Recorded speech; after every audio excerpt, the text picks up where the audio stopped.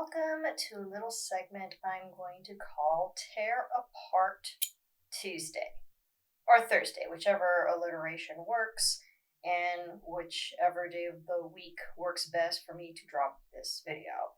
So, that being the case, do we need this little guy? Absolutely. I always use my X-acto knife, my trusty little X-acto knife. And my pair of scissors, freshly sharpened and ready to go. Let's set the table. Here is what I have. 5 good ideas. Well, I have an idea swimming around in my head that I believe will work kind of well for today's collage. A nice old stove. I want to say this is from a handyman magazine from the early 70s, but I love this stove and I think I want to use that.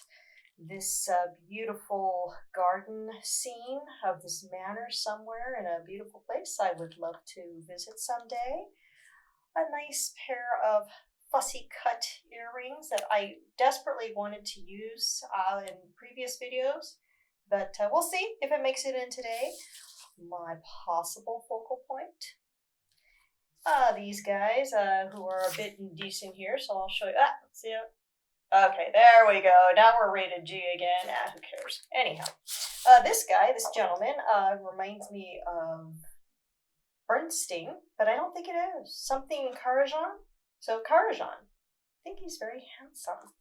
Oh, here we go again with nudity. Sorry, kids. So not the actual model, but rather the hand.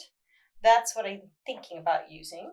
That off to the side in case anybody on YouTube gets crazy and makes me drop this video off our platform. I love this background. I don't think I've used it yet. I want to keep it intact because one day I want to use it again and again and again. I need to scan it. I need to scan this too, but I think this is going to be the background that I use. So I just keep both of them out just to give myself some options, just to give myself an opportunity to play, because we're all about playing here and having a good time. So, tear apart Tuesday or Thursday. What I'd like to do is start tearing apart my focal point.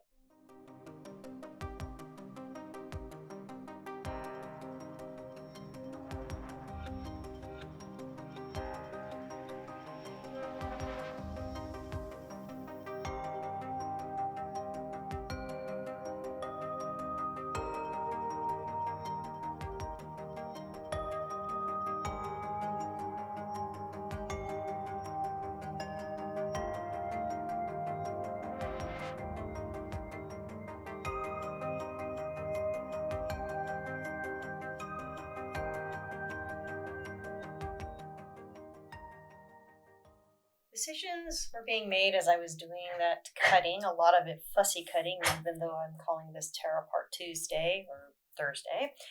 And I'm also just reiterating the fact that the more ephemera you have, the more choices you're giving yourself. But that also means you don't have to use absolutely everything that you choose, even if you think it's kind of cool. Because these earrings are not going to work for this collage either. They'll make it in here somehow. I like this, but I think it's too busy. I'm not sure about it. I don't think it's going to work. And this tree's bugging me. I had this kitchen sink that I thought about using maybe as a background, but it's just not interesting when I layer it behind the model's head.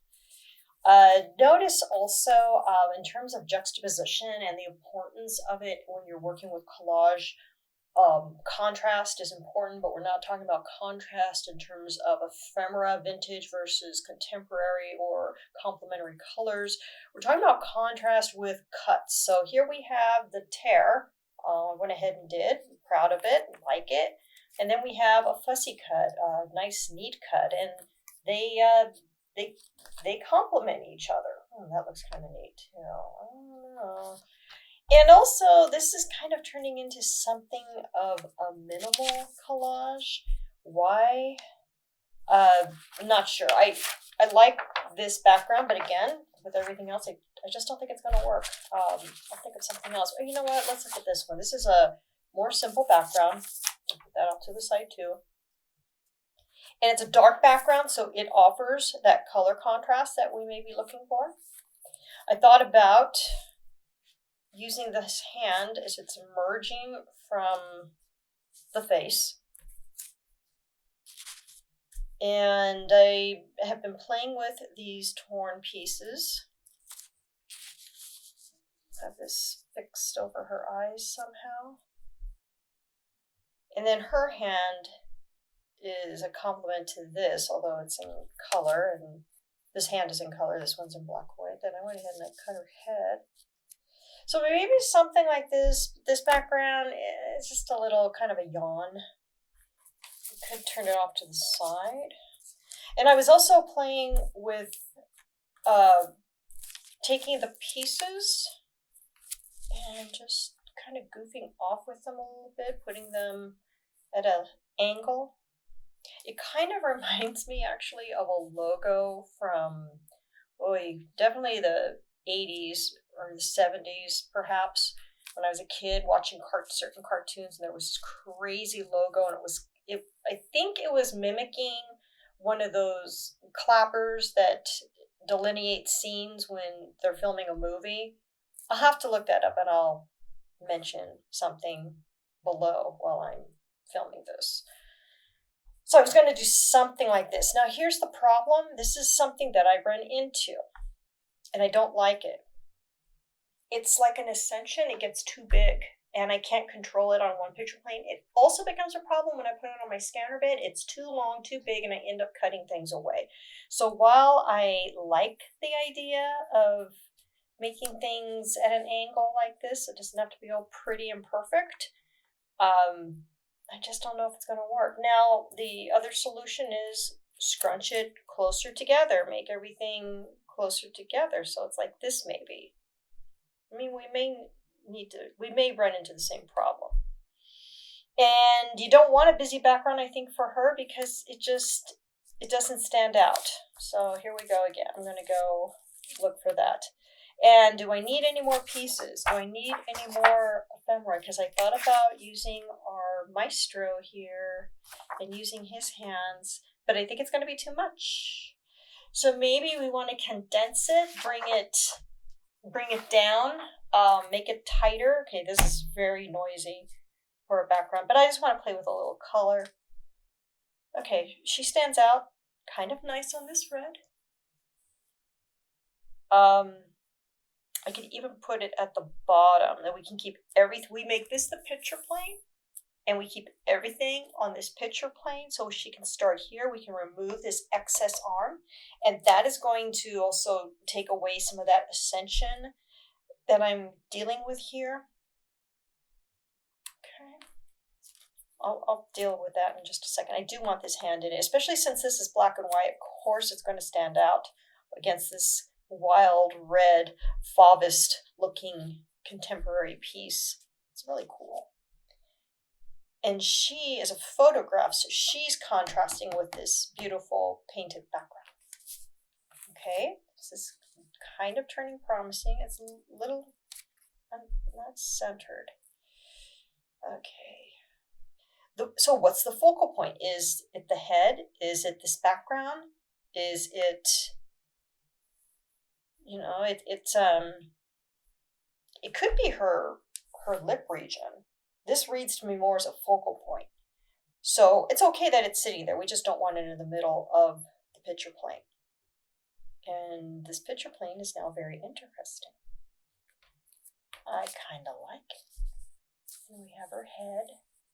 And I really love how the tear came out here. I thought I wanted to go with this initially when I see tear apart. I wanted something that looked ragged rather. And I got shy and I used the ruler instead to make a nice, neat tear. Nothing wrong with that, but I need to get brave and just not treat everything super precious. Though I'm not. That's not the case. I'm looking over at something else here. I'm wondering about this. That looks. I think it's going to be a little mess. Yeah, that's too much. Too much. I think we got enough going on here, and we can keep it this way. Now, what about our little hand? I wanted it to do something like this, maybe over the eyes. then we had this. I'm going to go back to Timelapse and play with it a little bit more because I think we're finishing up here. It's too, I can't do too much with this. Something is keeping me from doing anything else. I mean, I've thought about these hands. I love this guy too on the back. I know I've done a collage. Oh, I know which one. I can't remember the name of it, but I'll post it for you here. But I've used this guy in another collage, and I really liked it too. It was from Februage, and it had to do with music, and it was this guy's hands. And this also is reminiscent of another Februage piece I did, and I will post that one here as well, so you can get a good look at it. I can't remember the names of my collages anymore. We have so many videos now, and there's some that stand out, and then there's some that, well, they don't. So I'm going to go ahead and stop talking and start finishing and see if we have a collage at the end of this time lapse.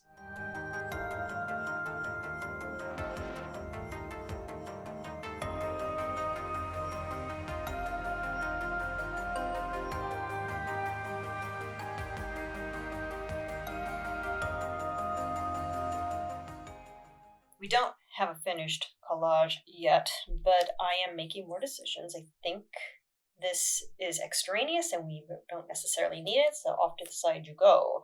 I also went ahead and added a third hand, and this was taken from a magazine with this wonderful violinist. So she's actually playing a violin, but I like it because the fingers are curled and it looks like she's pulling down, which kind of matches our torn look on our focal point.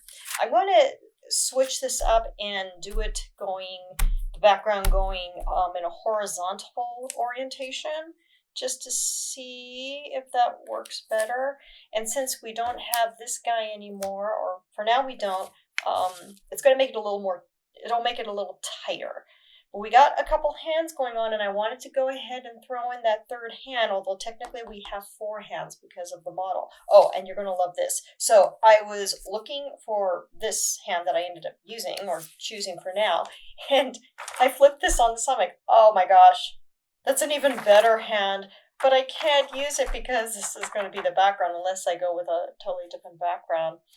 So that's an option, but I do like my hands the way they are. So really quick, one thing that I do is I change orientation for my background, because you don't necessarily have to have the orientation in the way it was born, which in this case was portrait. So we're going to try landscape here.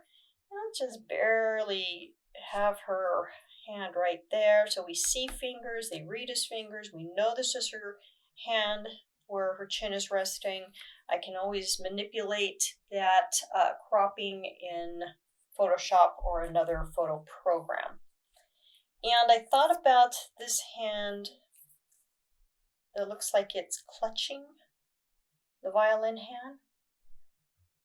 I would have it clutching maybe right here, so it's showing at the top of the nose part. So it looks like it's pulling. I kind of like the way that looks. And if that's the case, I may want to cut the rest of the arm here and just have the hand, because I think that has something, looks significant. And here we have our eyes. Now I have my maestro hand. This is the maestro, and I was going to put that here, hide the watch. I may need to cut away that. I love how it fits perfectly in between the eyes, so that's really significant. And then I had this hand, just kind of, okay, we don't have a lot of room when we go in the landscape direction. And I'm also looking at it and I'm thinking, it looks a little busy, the background, almost too busy. So what do? And do I want to switch up maybe this hand in the middle instead and this hand on top, because it's more, I don't know, it just looks more, it has more pizzazz. And maybe we want to stagger these hands a bit. We could have this hand looks like it's pulling down, and makes it look a little bit more skewed. So we have a lot going on here now. So for me to use this beautiful red background, although I want to desperately, because I've had it on my desk here for a while, I've been playing with it and I haven't used it, I don't think it's going to work. So I'm going to basically call this a minimal, which means it probably needs a more sedate background. Let's go back here. This too, unfortunately, I think it might be too busy. We may not have enough contrast, but we'll certainly have enough room. So I'm going to put this here and try this. I do like how this came out. I am going to cut the rest of her arm whenever I make a decision here. I think this might be a good background. Why? Because it has a very interesting patina to it. Okay, I just want to situate it so it looks like she is pulling at the face. And we have this. Could even have it like this. And I wanted,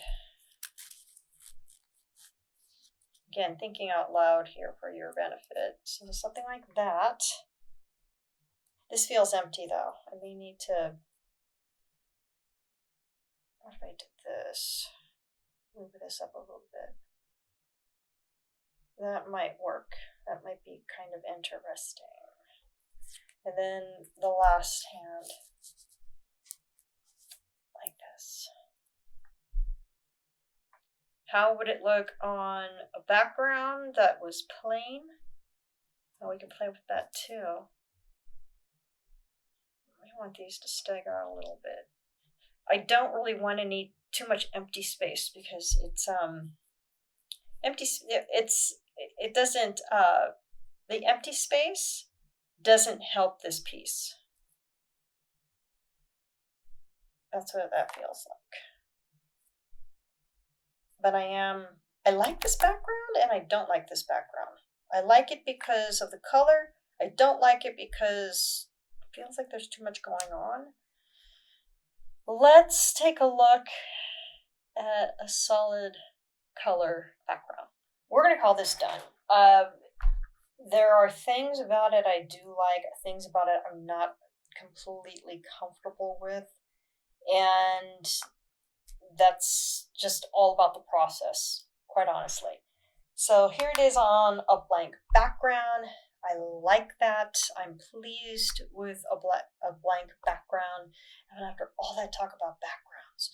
So this is going to be cut down significantly in terms of the lower arm.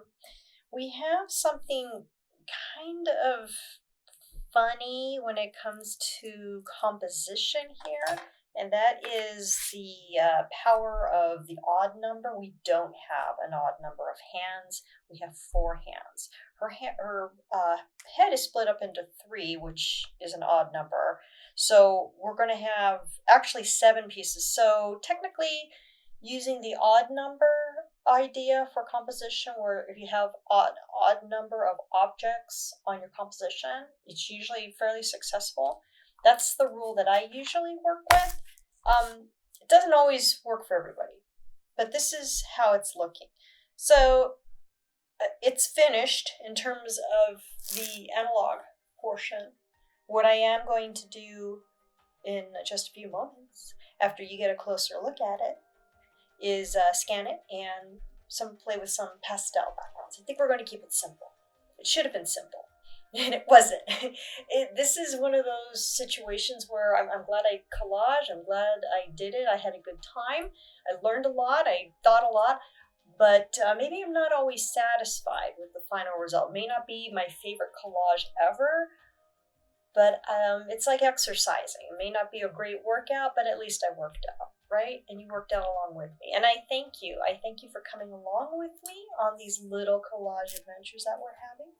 Let me know what you think in the comments below, and I will see you in the next video.